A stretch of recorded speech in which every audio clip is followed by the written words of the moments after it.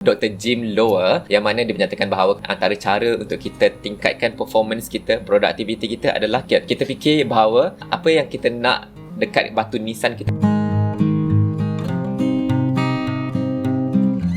Assalamualaikum dan apa khabar semua, harap semua sihat. Guys, saya nak tanya, pernah tak dalam kehidupan anda ini anda terfikir tentang apa aku nak buat dengan my life, dengan hidup aku ni? Ada beberapa kondisi yang kita boleh kongsi, kita boleh fikir sekejap. Sebagai contoh, anda dah ada semua benda dah, anda dah ada harta, anda ada rumah, dah ada pasangan apa semua, tapi still lost. Ataupun itu yang pertama. Ataupun yang kedua pula, kita still terumbang-ambing. Kerjaya kita, relationship kita, career kita, kerjaya dah semua tu samalah. Dan at the same time, dia akan mengganggu gugat kita punya performance and productivity kita lah. Sebagai contoh, kita banyak sangat fikir tentang benda ini, lalu kita end up kita tak buat apa-apa pun. Dan untuk video kali ini, saya nak berkongsi dengan anda tiga frameworks ataupun teknik yang dipakai oleh pakar-pakar sociologist, yang mana mereka ini telah mencadangkan ada 3 teori inilah. Dan insyaAllah yang teori-teori ini diorang dah siap ada buat courses dekat banyak universities ataupun corporate companies, yang mana mereka nak pastikan bahawa employees, pekerja, student juga tahu macam mana nak design kehidupan kita, nak stay kita punya performance mantap, productivity kita mantap. Dan itu yang pertama saya nak kongsi adalah dia panggil the gravestone, ataupun dalam yang lain pun ada pakai, dia panggil ni the tombstone technique. Ini menarik, nama dalam betul bahasa Inggeris lah, tapi dalam bahasa Melayunya batu nisan. Untuk yang Islam lah batu nisan, ataupun yang bukan Islam, anda punya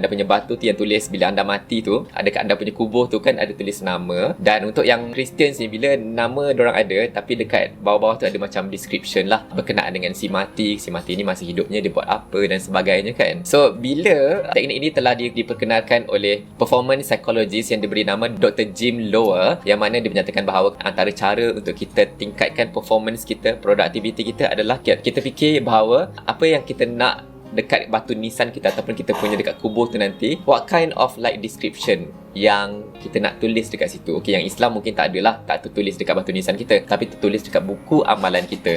Buku amalan kita ada kan malaikat kat kiri kanan mencatat amalan kita kan.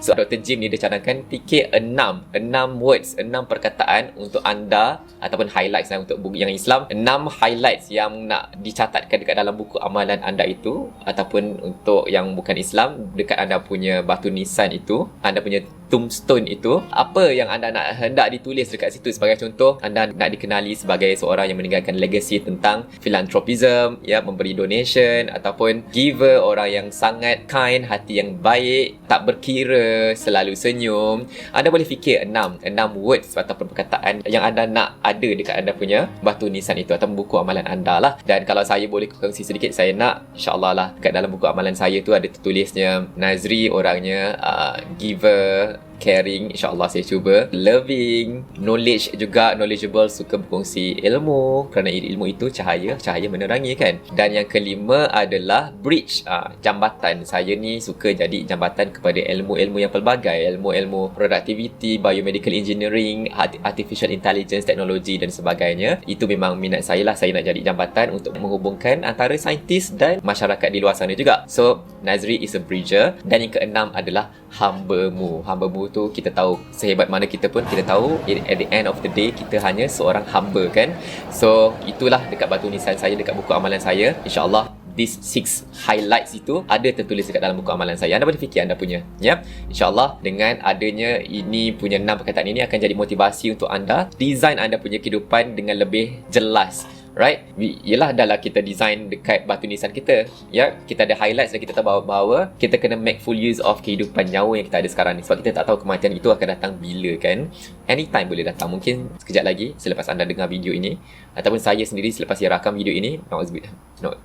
InsyaAllah lah, mudah-mudahan amalan ini dapat jadi satu ladang pahala untuk kita dan untuk saya dan anda lah. Kita belajar something kan. Okey, teknik yang seterusnya ini dipanggil Odyssey Plan. Okey, nama Odyssey tu dalam bahasa Inggeris, dalam bahasa Melayu bermaksud perjalanan yang jauh. Ini menarik sebab kursus Odyssey Plan ini telah dipakai oleh group of lecturers dekat Stanford University, mengajar mereka punya student dan even corporates juga berkenaan dengan macam mana nak design life lah. Diorang ada ni, dia panggil Life Design Lab dekat Stanford ni. Mereka menggunakan Odyssey Plan untuk bantu pelajar, untuk bantu staff mereka design mereka punya kehidupan.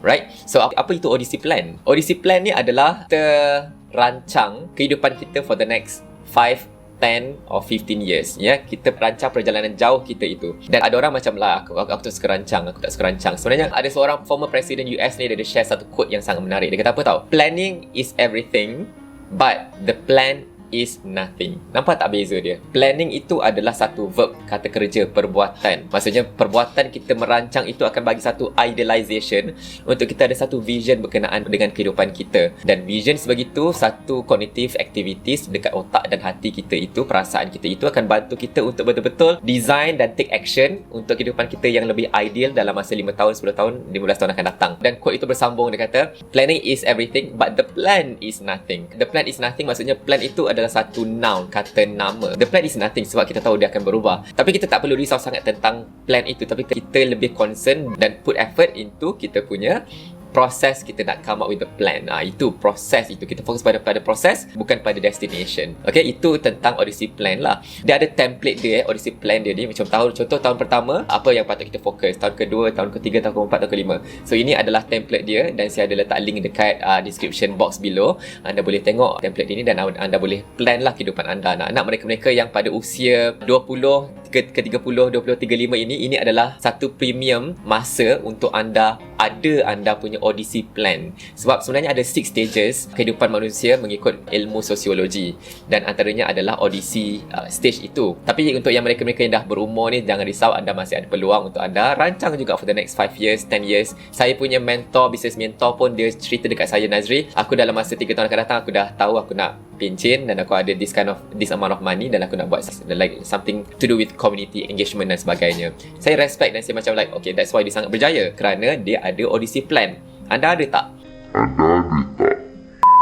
Kalau tak ada, boleh start sekarang dan kita sama-sama plan kehidupan kita. Tapi jangan risau sangat pasal plan tu, tapi fokus kepada proses, the idea of having a future yang kita idam-idamkan itu. InsyaAllah kehidupan anda akan lebih tersusun. Okay, itu penting sangat. Baik, teknik yang ketiga ini dipanggil the ideal ordinary week, ataupun dalam bahasa Melayunya satu minggu yang biasa tapi penuh dengan ideal. Bahasa Melayu apa yang sangat sempurna lah, sangat sempurna. Sebagai contoh, dalam masa seminggu tu, ini saya punya sharing sedikit lah. Memang saya susun jadual saya ikut circadian rhythm dan happiness hormone itu, DOSE itu. Dan my ideal morning sebagai contoh, setiap pagi tu memang kalau boleh saya nak bangun awal. Saya bangun awal pukul 4, itu paling best. Bangun pagi pukul 4 tu terbaik, memang terbaik. Kita dapat solat sunat dan kita dapat buat deep work awal pagi tu, right? Dan pukul 7 macam tu kita dah boleh start buat cardio exercise, atau pukul 6.30 hingga 7 suku tu dah boleh buat cardio exercise. Ini memang betul-betul ikut circadian rhythm ya. Dan selepas tu baru kita boleh fokus untuk kita punya kerja dan sebagainya lah. Itu memang my ideal morning. Kadang-kadang kita tahu kehidupan kita sekarang mungkin tak dapat se-ideal itu, tapi kita boleh guna this technique, the ideal ordinary week ni, untuk anda reflect balik. Adakah anda nak menjalani kehidupan anda yang sekarang ini, yang bangun pagi pun lambat, ataupun bangun pagi awal tapi anda terpaksa redah traffic jam dan sebagainya? Itu mungkin bukan kerja yang sesuai untuk anda. So boleh fikir balik dan design balik kehidupan anda yang bagaimana yang anda rasa sesuai dengan anda punya value, core values dalam kehidupan anda. Dan untuk tahu itu, saya cadangkan tadi itulah circadian rhythm, ada check balik, ada meaning of life. Dalam Islam kita ada beberapa core values kita untuk kita deliver. Reflect balik dekat situ, jangan waste your time and money, dan insyaAllah anda tahu kehidupan yang bagaimana yang ideal untuk anda dalam masa sehari dan seminggu itu. So anda letak anda punya this ideal ordinary week ini dan anda susun sekali ikut anda punya yang tadi itu, the Odyssey Plan yang 5 tahun punya template itu. Dan insyaAllah awal tadi tu kita dah cerita tentang 6 perkataan, 6 words yang anda nak ada wujud dekat anda punya batu nisan anda dan anda punya batu nisan ataupun anda punya buku amalan itu. InsyaAllah adanya 3 teknik ini, kita dapat design dan execute kehidupan kita dengan penuh style and strategy. Bukan loss, tapi kita ada direction. Dan always remind diri kita untuk perform and productive. Produktif bukan toxic productivity dia lain. Nanti saya akan kongsi dalam video akan datang berkenaan dengan apa itu beza antara toxic productivity dan healthy productivity. Baik, sekiranya anda belajar something daripada video kali ini yang kita cerita tentang kehidupan dan sebagainya, saya hargai sekiranya anda dapat tekan button like dan subscribe sebagai sokongan kepada channel ini. Dan jangan lupa tinggalkan komen di bawah dan kongsilah video ini kepada mereka-mereka yang tengah lost ke kan, untuk kita dapat manfaat bersama-sama lah insyaAllah. Kita jumpa dalam video yang akan datang. Assalamualaikum dan jaga diri semua. Bye-bye.